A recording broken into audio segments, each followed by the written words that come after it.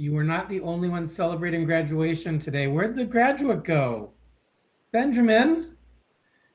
Yeah, what happened? Benjamin had his graduation from kindergarten party today. Yay! We saw his. Congratulations! Congratulations, Benjamin. Love it. Congrats, grad. It's my graduation. Yeah, congrats. Yeah, that's awesome. You are all in good company. And I'm getting a new guitar. Yes. You're getting a new guitar? I thought you got a scooter. Guitars from a You neighbor. need more than one present. Oh.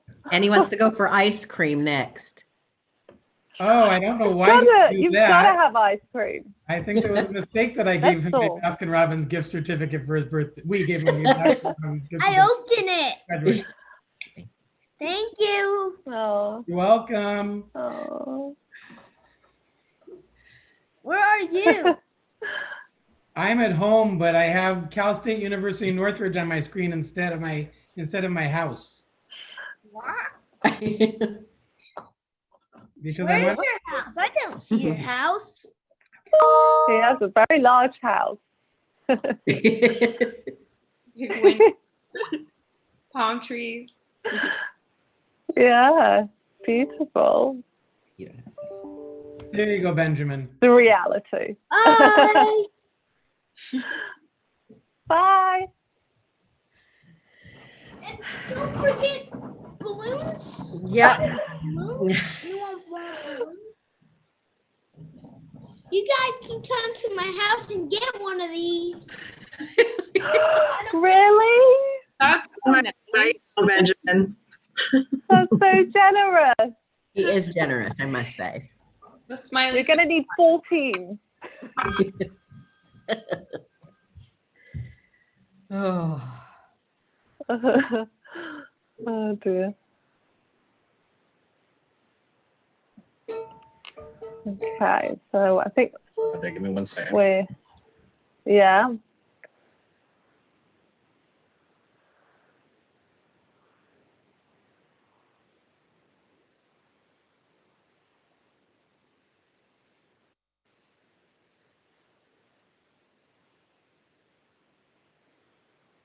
So just a reminder that everyone keeps their videos on and that you're in view of your camera throughout.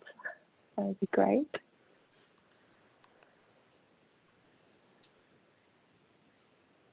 Please let me know if you need any tech help. You can chat me or email me. And I've put it up on the chat box a couple of times. And I have my phone number as well.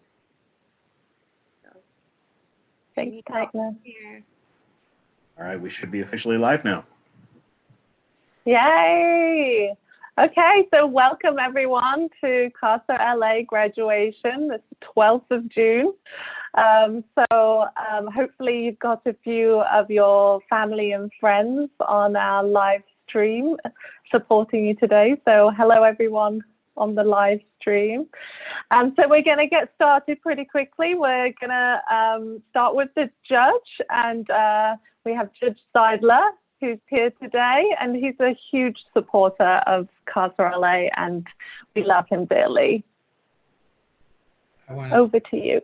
I want to thank all of you for the volunteer work that you've signed up to do. You are about to participate in one of the most rewarding volunteer experiences you could ever have, impacting the life of a child, one child at a time.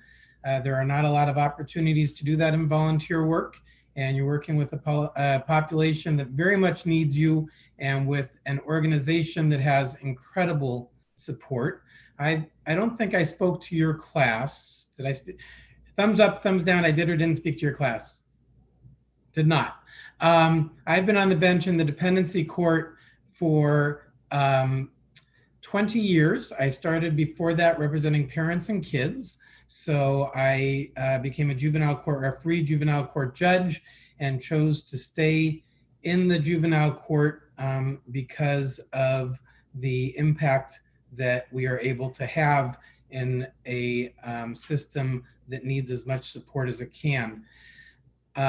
Casas are, so normally I would be later in the program, but I actually have a family commitment at some point, but I have enough time to chat with you for a little bit.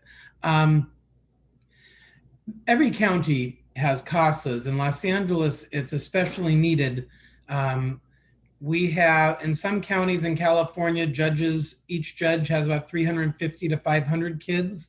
In Los Angeles, we are somewhere around 1,100 each, and we're as high as 1,400 a few years ago. So instead of having 400, we had 1,400. The children's attorneys have higher than they should have of caseloads, instead of 140 or 180 kids if they have a part-time social worker.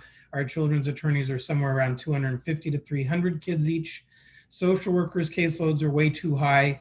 So you as CASAs are going to be the one person in the system who really has this child or this sibling group to look into the needs of.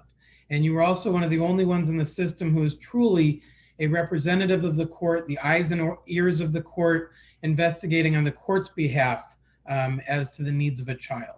You might be involved because of education issues or placement issues, medical issues, and some of you might end up with cases that are very complex, and some of you might end up with cases where it's not as complex. Some kids preparing for college need more than other kids preparing for college, etc. I did earlier have the Cal State Northridge screen on my page, and I want to let you know that university as a goal is so big for many of the kids in our system. Foster kids have about a 3% graduation rate from university.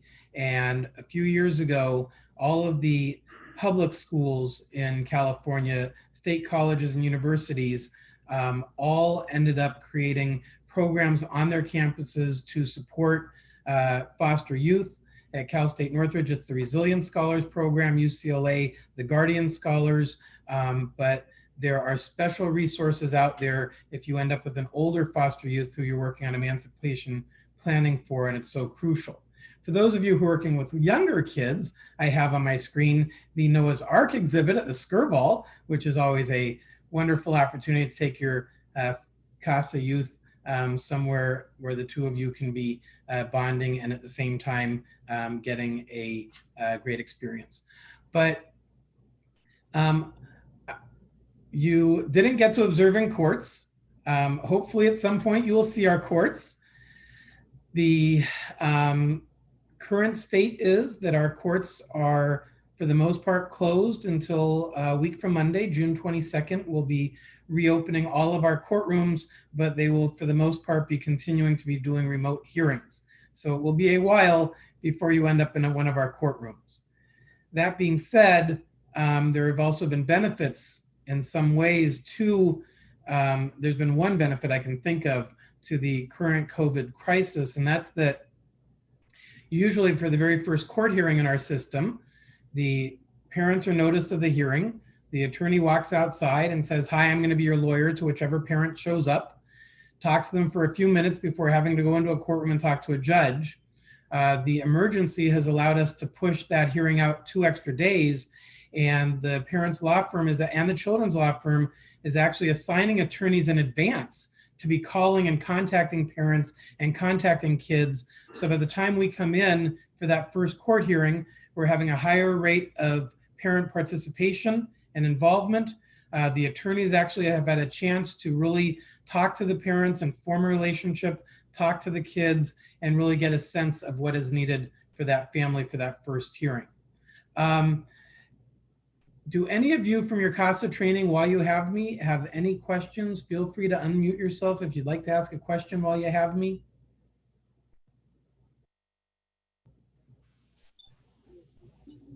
Good afternoon, Judge. Good afternoon, Randy. I just had a question for you. Have you ever yourself been a CASA? I have not been a CASA. I do know that we have a couple of people on the screen who before CASA even started having all of their staff go through CASA training actually became CASAs, because Lynn Gabriel was a CASA in my courtroom before CASA started having all of their staff go through trainings. I have not been a CASA. I would have to be a CASA in a different county. I think there'd be a conflict of me being a CASA with Los Angeles County case. So no. And one more question. What advice would you give a CASA forward moving? I would give you 3 pieces of advice. One, when you first get a case, read everything, see what the case is about, look at the order appointing a CASA to see what issues were specifically identified by the attorney and the judge, although you might end up identifying additional issues as you look into it. Look at what the parent was ordered to do depending on the stage of the case, and find out what the issue was that the parent needed to resolve in order to safely care for their child.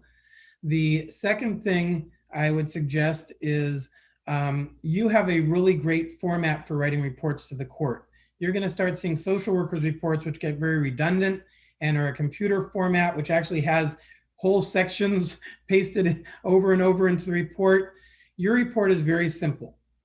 Here's what was going on. Here's who I spoke to. Here's what recommendations I'm asking the court to make. So a big issue is for you to really give concrete recommendations to the judge as to what orders are needed for the social worker to enroll children in certain programs and things like that. So specific recommendations are really crucial. And the third one, and I'm going to interrupt myself for a minute so that I make sure everyone saw Jeremy's link. So if you do have family or guests who are watching, he just provided a different link in the chat for the YouTube. But the third one is making sure that you're checking your own biases and making sure that you're not bringing your own biases and values into the case that might be different from the goals and purpose of the court system. You know, it's really great that that foster child is in this 3-bedroom house with a swimming pool, and their mom lives in a studio apartment or a room in someone else's house and isn't able to provide the child with the same things. For the first year or so of that case, we're dealing with is that child able to be safe in that parent's care? Not which home is better, but can the parent now safely care for their child?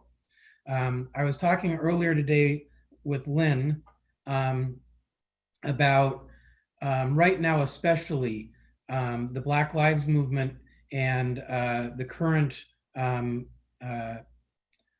issues that society is finally facing and opening its eyes to really need to be looked at for our court system too, because we need to be making sure that we aren't taking Black and brown kids out of homes needlessly or keeping them out of homes too long.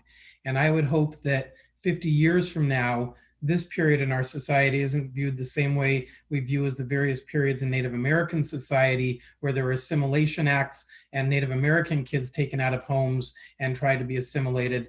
I would hope that our system is viewed as having actually worked to reunify kids and get them safely back with their families. So checking your own biases and your own implicit and explicit biases, I think, is crucial. And Randy, is that your sister sitting next to you? Yes, this is my lovely great-grandma, Dr. Wow. McCowan. Wow. What kind of doctor? Hello, how are you? Good, nice to meet you. I'm very happy to meet you. What was your doctorate in? I was in psychology and early childhood education. Perfect. She can be your #1 go-to for input about your foster child. Any other questions? Yes, Andy. Do you see in the court system, even when the pandemic is over, continued use of this video kind of technology?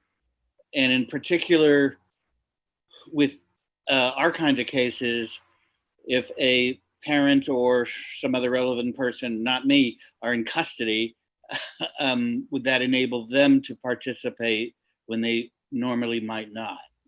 So this is the incarcerated issue is something we've been talking about a lot, because while some of us are able to, with some success, get parents in federal custody or state prison to participate by phone, it's not the same with people in county jail. And in the beginning, it's going to be very hard for us to accommodate having inmates from county jail come into the court system, where the parents' law firm is looking at whether there are going to be ways to coordinate with the sheriff for them to interview their clients telephonically, which they haven't been able to do. The public defenders are about to be able to do it, and we want to see if we can do it in our system. Incarcerated parents, it's a big issue. In terms of the future, I really think that we have been able to see how effective this can be in getting better parent participation, in getting more done. So I think that there could be ongoing remote to some extent in the future. It might take more changes in rules of court, because right now the Chief Justice of the California Supreme Court and the Judicial Council have made some special orders allowing us to do remote. In the future, it may take more changes systemic to be able to keep doing it, but it really does have benefits, especially with, for our parents who sometimes it's getting 3 buses to get to the courthouse, for caretakers who are taking kids to school and counseling and those other things. There really is something to be said that I think we're learning, that remote really has tremendous opportunities. Thank you. So that being said, since you haven't heard from me before we do the swearing in, I am going to tell you about 1 or 2 examples of Casas who, for me, really have made a difference.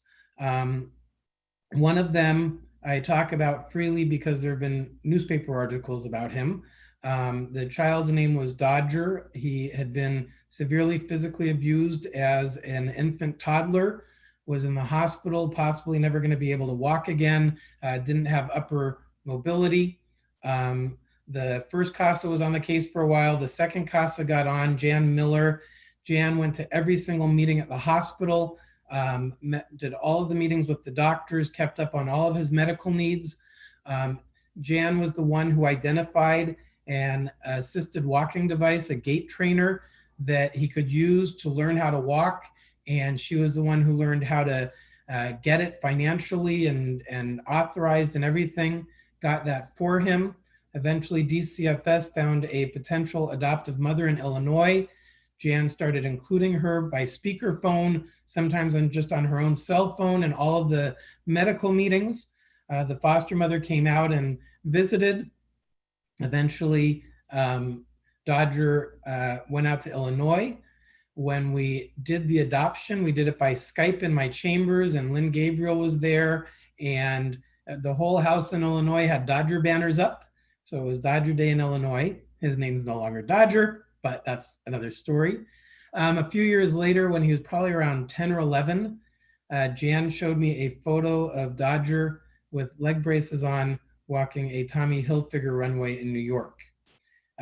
He now is very into sled hockey, where the hockey stick is attached to his glove. Someone else pushes the sled while he plays hockey. He has met members of the U.S.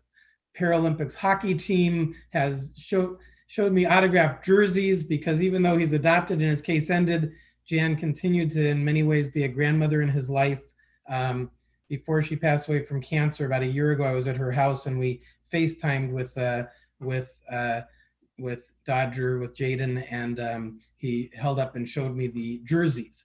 So that I'm gonna stop with that one story and not even get into the other one I usually tell, because you're here for like your graduation and swearing in. So I just remind all the staff just to put your videos, turn your videos off, just so that then we have just the graduates on the front screen. And I'll do the I same. just turned the video off for a half a second so that I could come back in. No problem. Okay, so Okay. where am I? Here I am. Okay, you get a robe and everything. So, graduates, Casa's new grad. I like calling it Casa graduation, but it really is a swearing in. I am going to be having you repeat after me the oath of court-appointed special advocate. When I say I state your name, you're going to say I, and then you're going to say your name. I'm going to ask of you, all of you, to unmute yourselves for the swearing in, please. And we still have more after the swearing in. So new Casas, unmute yourselves. Please raise your right hand. Repeat after me. I state your name.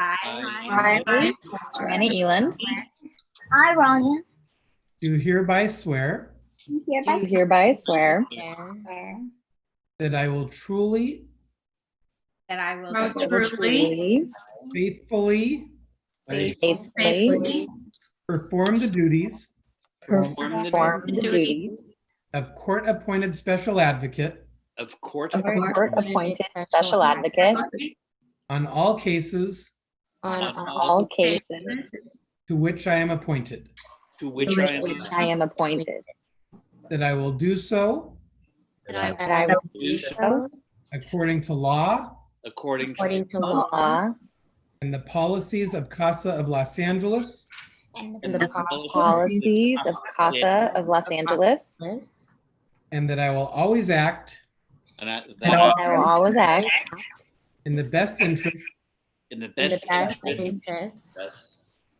of the child or children of the child or the child or children for whom I am appointed. for for whom whom I am appointed.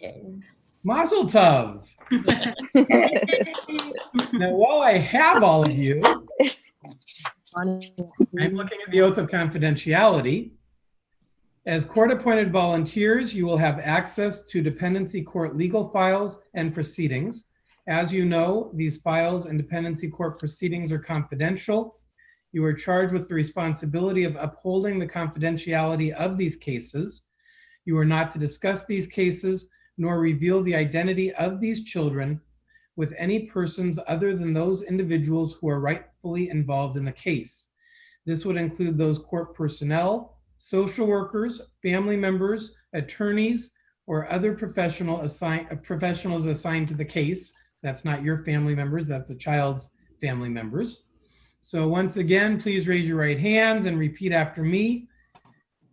I do solemnly swear I do solemnly swear to uphold the confidentiality to uphold confidentiality of the information of the information contained in the legal files contained in the legal files and all other case information and all other information that comes to my attention that comes to my attention during the course of my work during the course of my work as a court-appointed special advocate.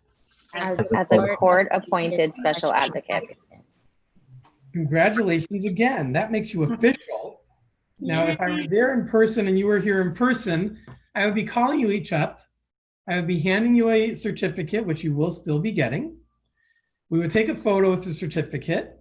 If you had family and friends there, they would come up, we'd take a photo with them. So one of the benefits of COVID is that we get a whole lot more family and friends observing today than would come with you necessarily to court. So I'm going to ask you to each mute yourselves again. And when I call on you, you can unmute yourself, and I'm going to have you let us know if you have any friends or family watching that you want to give a shout out to. And I have a list that hopefully is a good list. So, and I see the first one, smack dab middle on my screen. So Megan Nealon. I'll shout out my parents and my younger brother, Sam.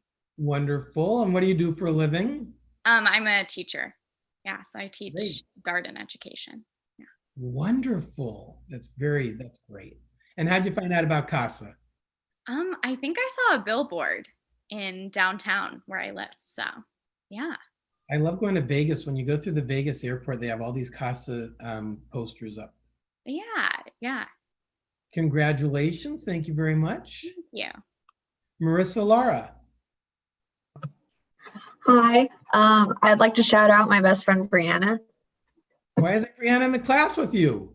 I don't know, she's still in school. We've had husbands and wives, best friends, be Casas as a team. The first one, someone got in trouble for assigning them together, and eventually Sue and Steve Forstad ended up together being the Casa of the year, and now we have Casas working as teams from time to time. So, and what do you do for a living? I work at a law firm. I'm a conflicts analyst. Great. Thank you. Congratulations. Thank you. Thank you. Karen Kearney. Oh, thank God that's over. I just shouted out Brianna. She's the only one that told me she was watching. Marissa's not muted. And do we have Karen? I do not see. Hello. I'm a retired banker, and I heard about Casa from my son, who is on the board of directors of a large girls' foster home. That's great. Gosh, you know, maybe the Casa staff could have you for like the older kids, even though they might get some of this in an independent living program, do some training on budgeting and financial security. I've actually been working on a classroom curriculum right now for some kids aging out at the home where he is on the board. Phenomenal. Thank you very much. So. Joanna Eland. Hi. Hello to my entire family tuning in from Atlanta, Seattle, and Phoenix. And yeah, I learned about Casa as a student at the University of Washington, and it's always been in the back of my head. And now as an adult, I went forward with it. So yeah. See, and like I said, they would not be flying out to LA for this. This is definitely a benefit. Exactly. Thank you very much. Debbie Kumar. Hello, that's me. My parents are watching from Utah, and so are my sisters and my husband from work. And I'm a mom of 2 little girls, and I heard about Casa from another mom friend who's a volunteer up in Northern California. She inspired me from her story, and so I decided to join. And I also own a women's fitness center here in Pasadena. Great. Yeah. Hopefully you're reopening very soon, or you already are reopened. Hopefully, we're working on the plan too. Yes. Yeah. Relatives in Utah, relatives in Arizona, please be careful, safe, healthy. As your numbers go up, please bring them back down. Congratulations. Thank you. Thanks. Andy Cohen. Hi there. Hi there. I'll make a shout out to my twins, Ben and Elsie. This will be over soon. You can go back to video games and stuff as soon as you finish watching. I work in the entertainment industry, and 20 years ago, I first learned about Casa because I was helping some people try to develop a dramatic TV series about people in the Casa program. I have a question for you, Judge. Do you have your SAG card? I do not. Oh, okay. Well, we'll have to get you one because I think you'd be great in it. I think if we ever do it. I think I'd have to retire first. But I do every year now do a live adoption on a TV show called Home for the Holidays. If you haven't seen CBS's A Home for the Holidays, it is annually about a month before Christmas or around Christmas, all about adoption, encouraging adoption, and highlighting 2 or 3 families and their stories with entertainment. And the audience is all adopted kids and their families. And they do something at the Rose Parade too every year too, don't they? Or they might. And what's the poster behind you? It says, "Don't give up the ship." It's a real flag from a real ship, and it just keeps me going every day. I need that. Thank you very much. Aaron Ensweiler. You pronounced it correctly. So congratulations, Your Honor, and thank you. Congratulations. Any visitors, any guests? Yeah, to my parents in Wisconsin, love you guys. I'll talk to you this weekend. And to my little co-pilot here, who has patiently been by my side during all of our training sessions and my homework. And I am a studio executive in film and television. And I first found out about Casa through a friend who was a current Casa who began the program, I want to say about 3 years ago, and who's raved about it ever since. And I'm excited to be joining the ranks. That's great. Thank you very much. Randall Jones. Where'd Randy go? Hello, right here. So I heard about your great grandma. Who else do you have watching, and tell me more about you? Okay, I want to give a shout out to Janae Lockhart watching from Las Vegas, Nevada. I want to give a shout out to my sister who's listening via phone, Rochelle. She's in Atlanta, Georgia. And again, this is my lovely great.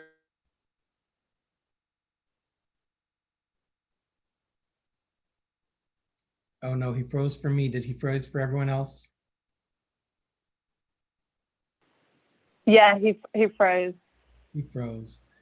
If I move on to the next person, he's still gonna be talking.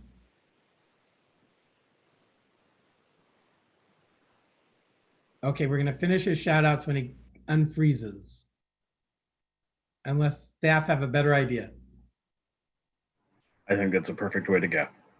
Okay, Jonathan Dorfman.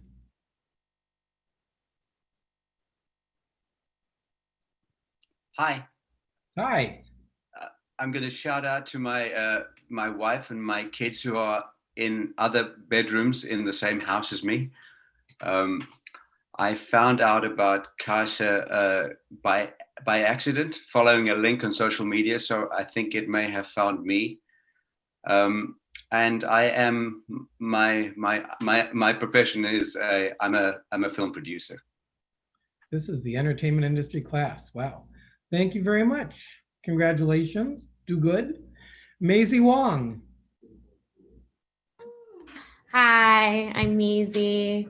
Not many people watching right now, but obviously thankful for parents and my loved ones. I found out about Casa through a friend's mom, and she had mentioned how much, of an impact that she could make on her, paired children's lives. And I was very inspired to educate myself and be a volunteer as well. And I am in finance for a big entertainment company as well. Hey, I'm not going to complain. Congratulations. Thank you very much. Thank you. Lyndon Wazo.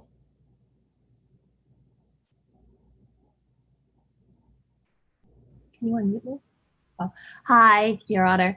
I found out about Casa through the Alliance of Children's Rights and some other moms that were involved.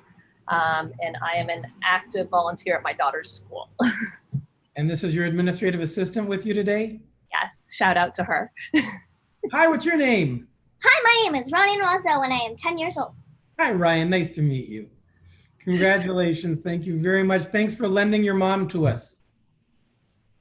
Francine Eve. Hi, Your Honor. I want to say hi to my family who are watching in Brazil, and to my parents-in-law who they are watching in Washington State, and my husband who is in the living room right now. And I'm a Brazilian attorney, and I work with 2 nonprofits here in LA, and both of my coordinators recommended Casa, so I'm excited for this opportunity to use my legal background and also work with foster kids. Great, thank you very much. Bom dia to your family. Thank you. We actually have a Brazilian attorney in our courthouse with the Children's Law Center. Oh. Thank you very much. Thank you. Rachel Wolflick. Hello, Your Honor. Hello. I am here watching with my husband. I am a retired hairstylist, and my kids are now grown. And Casa, actually, I think, to use the words of Richard, found me. just through various social media and a couple other friends. I heard something about it on the radio. So I thought after being mentioned into my life 3 times, it was time for me to look into it. So I did, and I'm glad I did. And I'm looking forward to be of service. That's great. Thank you very, and you retired from hairdressing at the right time. Yeah, that's true. So, and it's kind of like Beetlejuice. We just say Casa 3 times and we get more volunteers. I like it. Jason Wyman.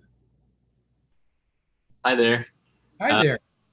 Shout out to my wife, Andrea, who's poking her head back there. She's been a Casa for a couple of years now, so I watched her do it, and she's done amazing work, and so I thought it's time for me to do it as well. And it's her birthday today too, so happy birthday to her. And this is one of my birthday gifts to her today. So it's a beautiful organization. That's great. Happy birthday. Congratulations. Wait, I just happened to have been at a kindergarten graduation today, so I happen to have this.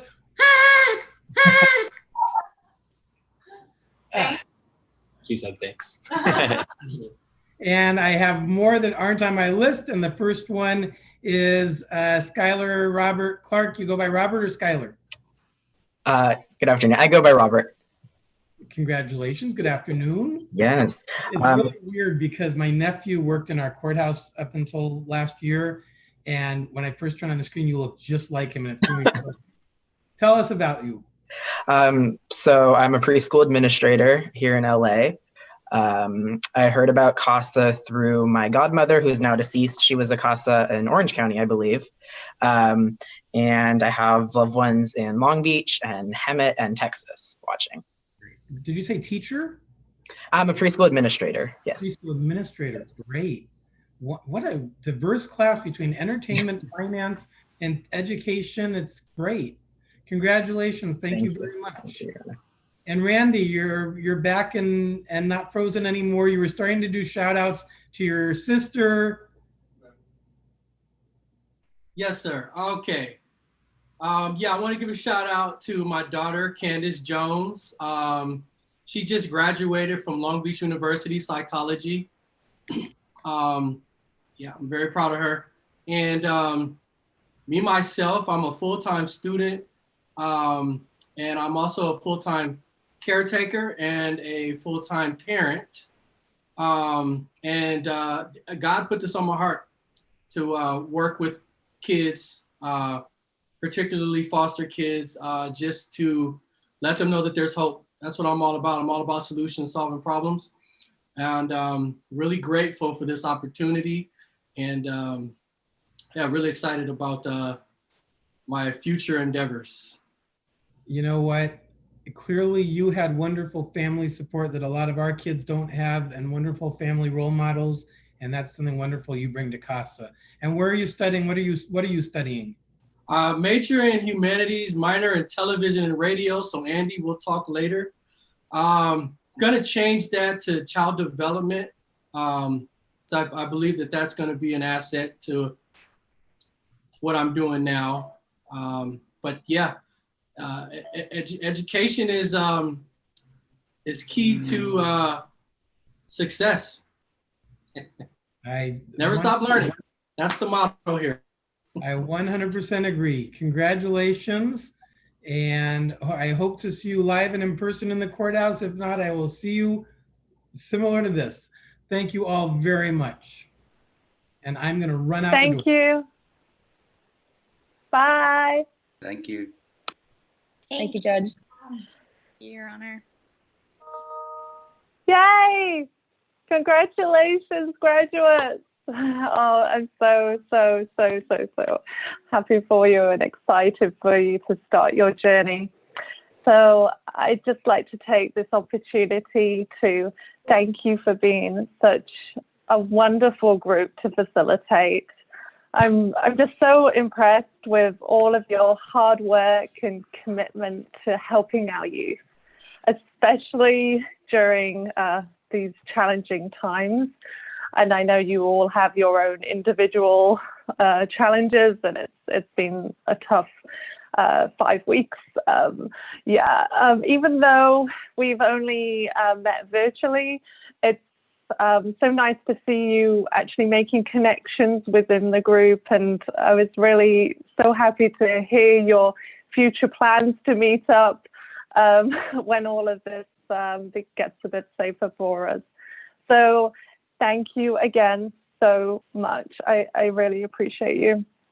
So before we finish, we do have a few other people from our team who would like to congratulate you.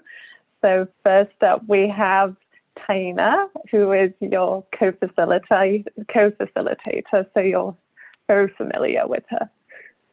Hi, everybody. Congratulations. I'm so excited for everything that you're about to do, all the effort that you've put into this work. We can see it, and now you're crossing the threshold to the next step. So I'm very excited, and I look forward to hearing about all of your work and all your accomplishments helping the young people. Thank you, Taina, and thank you for your support with the training. We really appreciate it. And next we have Wendy Julian, and she is our CEO. Hi, everybody. My heartfelt congratulations. Happy Friday. And it's so exciting for us to be able to have an opportunity to celebrate and be thankful for your contributions of time and talent to our endeavors and to join you in being a part of the Casa family. I want to bring up a couple of things that Judge Zeidler said. And Judge Zeidler is a particularly supportive judge of Casa as an organization, although we have 28 judges in the courthouse, and many of them rely on you, will rely on you, and rely on our other 1,020 Casa volunteers to bring them information about their kids. In fact, Megan, who you'll hear from in a second, and I were meeting recently with the supervising and presiding judges over Children's Court, who said quite clearly that at this moment where our children are in their homes and not in school and not seeing regular healthcare providers, they are out of the line of sight of the folks who often report abuse and neglect, and that the role of the Casa is in fact more important than ever in bringing information to the attorneys and bringing information to the court. Another thing I wanted to lift up is something that I just heard Randy say in his remarks, and is that I know you've heard over the course of the last 5 weeks with our exceptional trainers and the guest speakers and the Casas who have come in that we don't expect you to solve all the problems here. In fact, that's not a very healthy way to look at this, because I think you will find that the number of things that our young people are facing are tremendous, but rather to break it down into small problems and address small things. And those small things can have such an incredible impact on the lives of our kids and their families. And I welcome you to take the opportunity to try to just tick off some of those things from your list of goals. And sometimes it may feel like it's insurmountable, or like, did that really make a difference? And I can guarantee you, those of us who are on staff and who've been doing this for a very long time have the benefit both of seeing thousands of cases and of seeing cases over a significant amount of time. And I can tell you that the work that you're doing for young people right now will mean so much to them now and even more to them down the road. I think about it, and this is an ongoing joke because it's a metaphor I like to use that I don't really understand. I think about it like navigating a large ship, which I have never done, and I don't know how it works engineering-wise. But I do know that when you're navigating a large ship, because I've seen Titanic, this is where I get my information.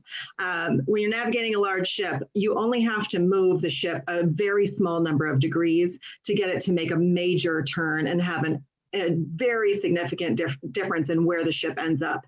And that's what you're doing in this work, is making small changes, incremental changes in a child's life that end up changing the whole trajectory of where they're going. And hopefully having them end up back home or in a safe, permanent placement, or for some of our older kids to feel confident that they have somebody who has their back and that they can call when they need help. It is something that I have had 2 cases. I currently have one that I thought was going to wrap up, but because of COVID has been extended now, which is great news actually for me and for him. And many times I feel like I wish I could do more for the young people that I advocate for. And then I am reminded about how appreciative they are of just my consistency in their work. And I know you all can do that. And I thank you so much for being willing to do it. Finally, I just want to say that in echoing what you heard from Emily and Judge Zeidler, you know, these are different times than usually we bring up during graduation. We have two things going on in the world that are, one is totally unprecedented and the other is a really long time coming. So the impact of COVID on our kids is really significant. It is significant in that our kids had trouble accessing education resources before, and now that is just exponentially higher. There were fears about new placements and the safety of placements before, and that's now exponentially higher.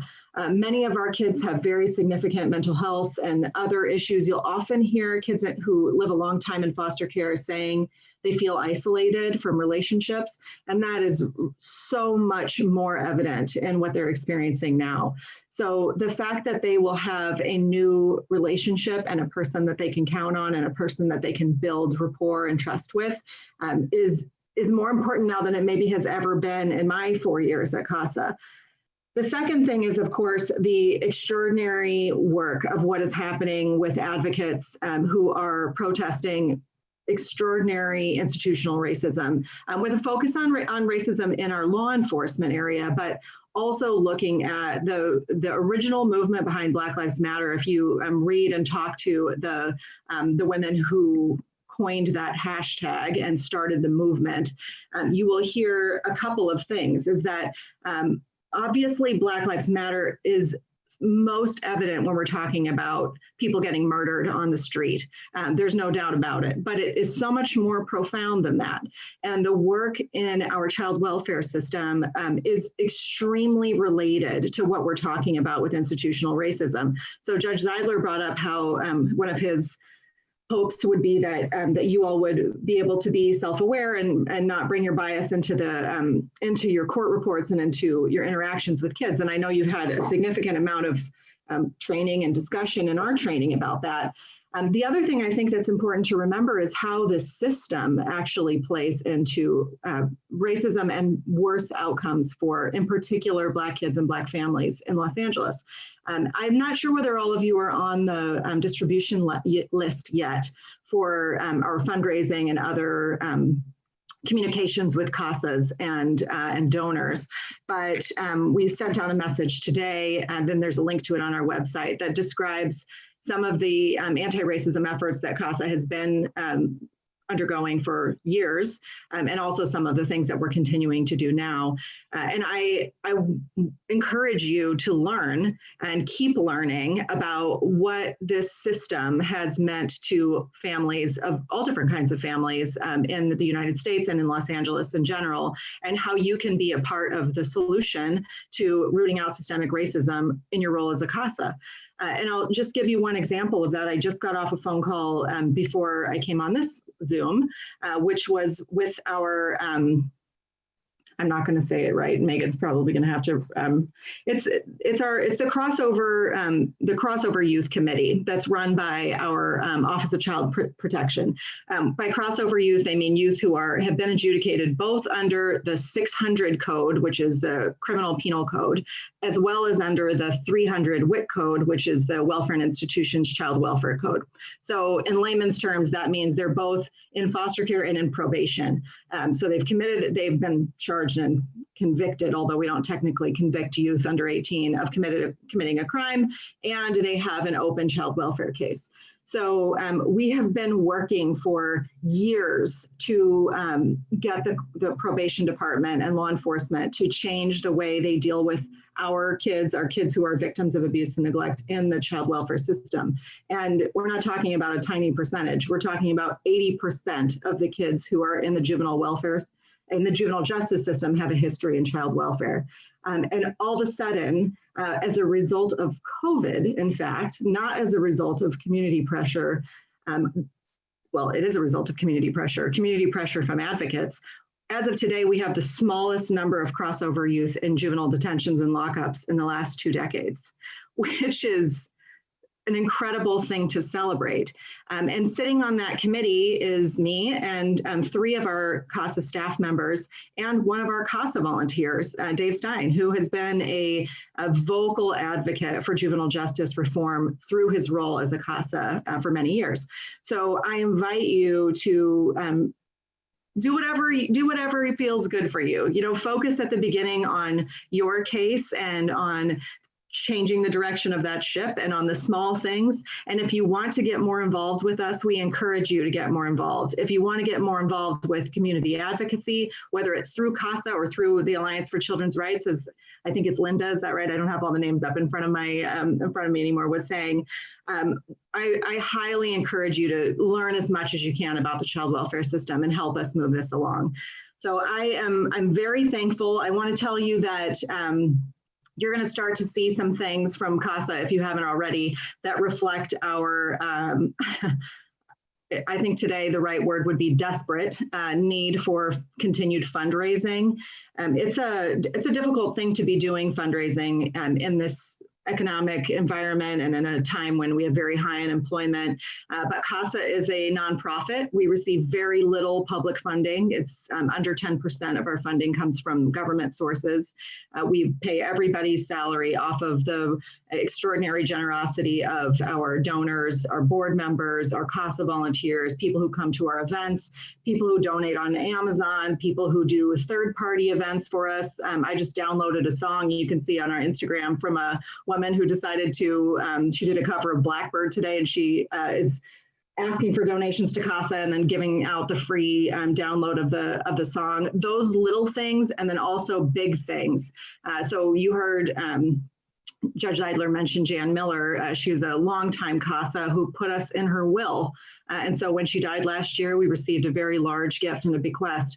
We have other volunteers and non-volunteers who connect us with family foundations and connect us with corporate giving and corporate matching opportunities. So I want you to know that us asking you to become Casa volunteers is enough. And your time and your commitment is more than enough. And we value it so much. And if you have the flexibility to also connect us with fundraising sources, we'd love that too. So please know that we are open to ideas and your thoughts and want to hear back from you, and so warmly welcome you into our Casa family. So thank you for all of your time you've already put into it and the time and effort you will put in the upcoming days and years. Thank you, Wendy. I just want to mention the link on the YouTube. This has changed, so we did put that in the chat. But just to reassure your family and friends that they will be able to go back and watch this. So the video will be up for some time after. Okay, so we haven't missed anything. All right. So, and Tyna's popped it in the chat box again. Next, we have Lynn Gabriel. She is our Director of Volunteer Services and would like to say a few words.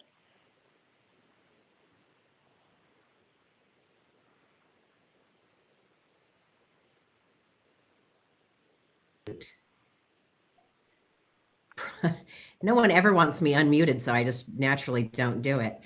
I just wanted to say congratulations and thank you to everyone. I started with Casa in 2011, and I was a Casa for 12 years prior to coming on staff. So I can tell you this is going to be the best, hardest thing that you have ever done. It's so worth it. And all the training, I know it's intense. And I know you may or may not feel prepared, but I will assure you that you will never feel fully prepared because every child is so different and has issues that are unique to them. And together with your supervisor and all the support of the office, you will all be great advocates. And I just want to thank you so much. I know that there is so much going on right now that to be able to give of your time and especially of your heart and your emotional energy this is going to be amazing. And this is one of the most gender diverse groups I have ever seen. And that is super exciting to see too. So congratulations to all of you. And thank you so much for doing this. Thanks, Lynn. Yay. So, and then we have for Angela Doherty from our outreach team. She is the manager of outreach and recruitment. Hi, everyone. Congratulations, congratulations, congratulations. I'm so glad you are here. Do not forget to talk about Casa as much as possible. We need more extraordinary people such as yourself to continue to come through and graduate. So thank you, thank you, thank you. You're welcome to be here. We're excited to have you, and just spread the word. Have a wonderful day. Thank you, Angela. And someone you've already met in our session 2. So Megan Maddock, she is our Chief Program Officer, and she's going to congratulate you and introduce you to your supervisors. Yes. Hi, everyone. Congratulations. Thank you so much for hanging in there and for being part of this movement, and for showing up and to continue to show up for your youth. We're really excited to have you part of the Casa family, and to have you start working with young people.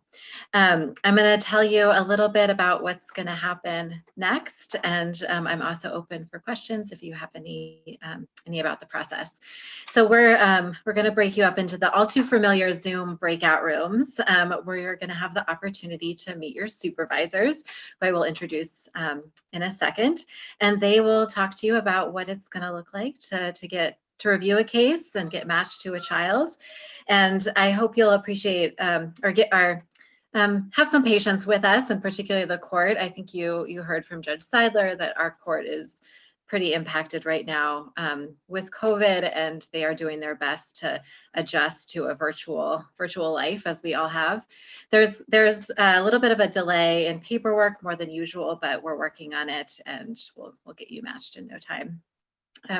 But I want to encourage you all to stay in touch with us, with Wendy, with me, with your supervisor especially. We are here to support you and guide you and help you be the best advocates that you can be. I want to introduce our special supervisors who are on the call today.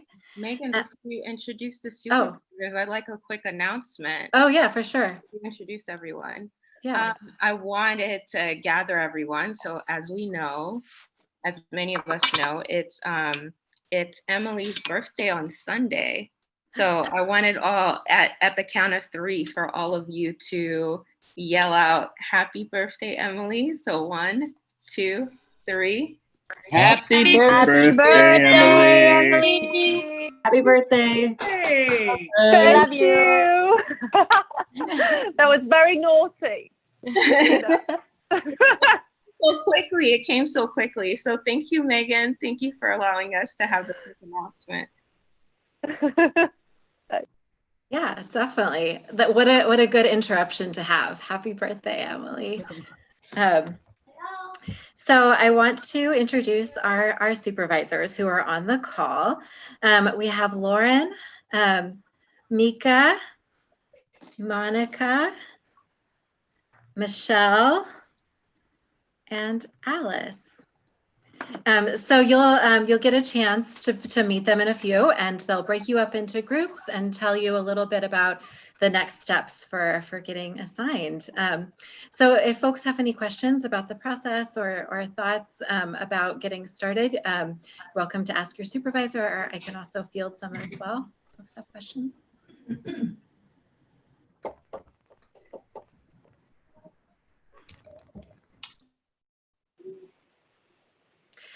Well, I'm just incredibly excited to see you all get going, and hopefully I'll be seeing you in person or on another tiny screen very soon, but really thrilled to have you all on board, and looking forward to hearing about you getting started.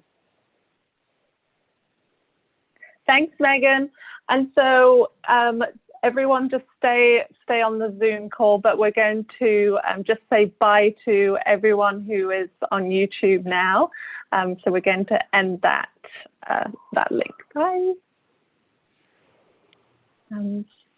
So you can, go into your breakout. Everybody.